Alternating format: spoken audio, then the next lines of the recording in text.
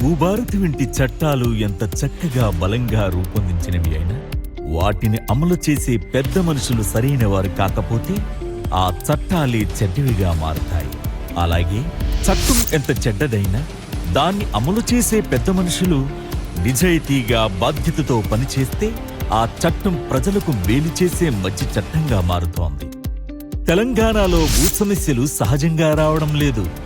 Revenue అధికారుల నిర్లక్ష్యం, ఆలస్యం, బాధ్యతలేమి వల్లే ఇవి పుట్టుకొస్తున్నాయి. తహసీల్దార్ నుంచి RDO, sub register, collector, CCLA, chief secretary, secretariat వరకు సాధారణ ప్రజలు రోజూ తిరుగుతున్న సమస్యలు పరిష్కారం కావడం లేదు. ప్రజా ఫిర్యాదుల పరిష్కారం కాకుండా వారిని సివిల్ కోర్టుల వైపు నెట్టడం రెవెన్యూ అధికారులకు ఒక సాధారణ ప్రక్రియగా మారింది.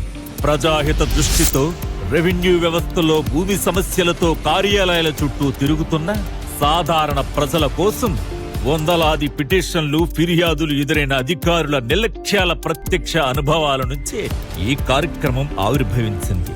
రెవెన్యూ అధికారులు ప్రజా ఫిర్యాదుల పరిష్కారంలో విఫలమైన సందర్భాల్లో ఇది మీ భూ సమస్యల మార్గదర్శక వేదిక. పౌరుల హక్కులు వ్యవస్థ బాధ్యత, వ్యవస్థలో జవాబుదారీతనాన్ని గుర్తు చేసే వేదిక. ప్రత్యక్ష అనుభవాల ఆధారంగా సాధారణ ప్రజలకు మార్గదర్శనం. ఎక్కడ సంప్రదించాలి, ఎవరిని సంప్రదించాలి, ఏ దశలో ఏమి చేయాలి, ఏ తప్పులు చేయకూడదు.